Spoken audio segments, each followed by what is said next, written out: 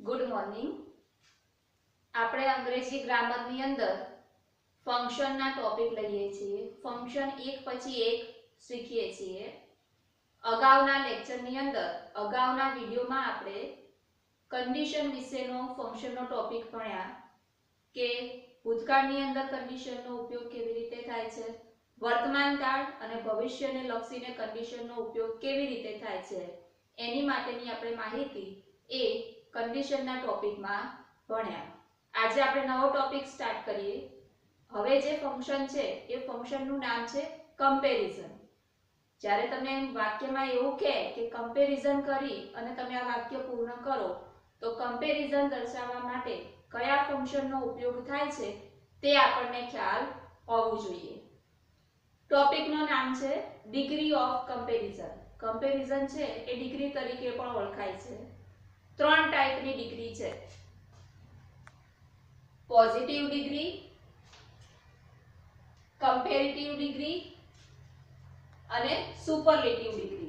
વાક્ય કોઈ એક ડિગ્રીની અંદર આપેલું હશે અને તમને ચેન્જ કરવાનું પણ કહેશે, અથવા વાક્ય અધૂરું મૂક્યું હશે અને અગાઉ મેં જેમ કહ્યું એ પ્રમાણે કમ્પ્લીટ ધ સેન્ટેન્સ એવી રીતે પણ વાક્ય પૂછી શકે. તો કઈ ડિગ્રીની અંદર વાક્ય કઈ રીતે બને, તેમાં શું ફેરફાર કરવાના થાય, એના માટેની આપણે માહિતી આ વિડીયોમાં મેળવીએ. પહેલી ડિગ્રી છે પોઝિટિવ ડિગ્રી. પોઝિટિવ ડિગ્રી છે એ સમાનતા બતાવે. હંમેશા આપણને ખ્યાલ હોવો જોઈએ કે કમ્પેરિઝન કરવાનું કે તો કોઈ એક વ્યક્તિની કોઈ બીજા વ્યક્તિની સાથેની અથવા કોઈ એક વસ્તુની કોઈ બીજી વસ્તુ સાથેની કમ્પેરિઝન થાય. એટલે કોઈ બે વ્યક્તિ અથવા કોઈ બે વસ્તુ હોવી જરૂરી છે. તો પોઝિટિવ ડિગ્રીમાં શું કહે છે? સમાનતા બતાવે છે કે કોઈ એક વ્યક્તિ કે વસ્તુ એ બીજી કોઈ વ્યક્તિ કે વસ્તુ જેટલું સમાન છે. એમાં કોઈ ચડિયાતું પણ નથી અને કોઈ નબળું પણ નથી. બંને એક સરખા છે એ બતાવે, સમાનતા બતાવે તો એ પોઝિટિવ ડિગ્રી કહેવાય.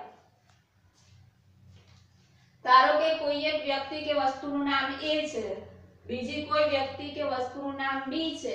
આપણે એ બેની કમ્પેરિઝન કરવી છે તો પોઝિટિવ ડિગ્રી પ્રમાણે શું થાય કે બંને સરખા છે.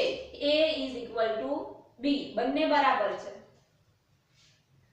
જો હકાર વાક્ય રચના હશે અને બહુવચનમાં હશે તો એ બંનેની કમ્પેરિઝનમાં as આવશે. જો નકાર વાક્ય હશે, એક વચનમાં હશે તો એ કમ્પેરિઝનમાં so as આવશે. બીજી ડિગ્રી છે કમ્પેરેટિવ ડિગ્રી. કમ્પેરેટિવ ડિગ્રી છે અધિકતા બતાવે. કોઈ એક વ્યક્તિ અથવા વસ્તુ કોઈ બીજી વ્યક્તિ અથવા વસ્તુથી ચડિયાતું છે તો એ બતાવવા માટે કમ્પેરેટિવ ડિગ્રીનો ઉપયોગ થાય છે. A > B એનો સીધો અર્થ એવો થાય કે B એ A કરતા ઓછું ચડિયાતું છે. આમાં A ચડિયાતો છે B કરતા, તો એ કમ્પેરિઝન કરી એ કમ્પેરેટિવ ડિગ્રી થઈ. એ જ લખ્યું છે અહીંયા કે બંને વસ્તુ કે વ્યક્તિમાંથી કોઈ એક ગુણમાં વધુ ચડિયાતો છે તે દર્શાવવા કમ્પેરેટિવ ડિગ્રી વપરાય. જો એક વચનનું વાક્ય હશે તો એની અધર આવશે, બહુવચનનું વાક્ય હશે તો મેની અધર આવશે. એક્ઝામ્પલની અંદર આપણે જોઈશું કે વાક્યમાં ક્યારે એની અધર આવે છે, ક્યારે મેની અધર આવે છે, ક્યારે as થી વાક્ય બને છે, ક્યારે so as થી વાક્ય બને છે. કમ્પેરેટિવ ડિગ્રીની અંદર ક્રિયાપદની પાછળ er પ્રત્યય લાગે છે.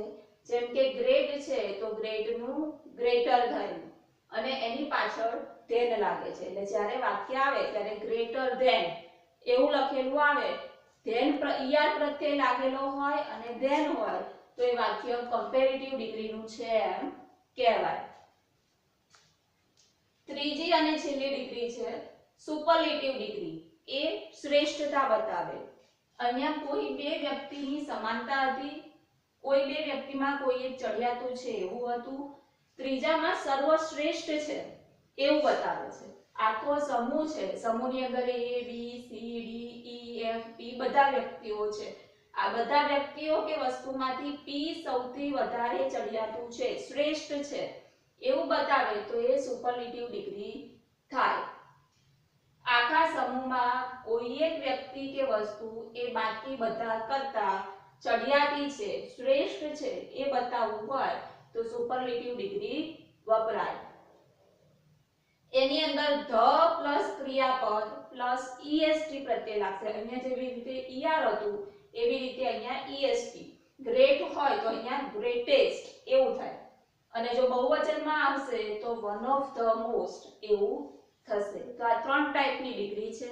હવે વાક્ય આપેલું હોય અને બીજી 2 ડિગ્રીમાં કેવી રીતે કન્વર્ટ કરવાનું, કયા ફેરફાર કરવાના એ હવે આપણે નેક્સ્ટ લેક્ચરમાં ભણીશું. Thank you.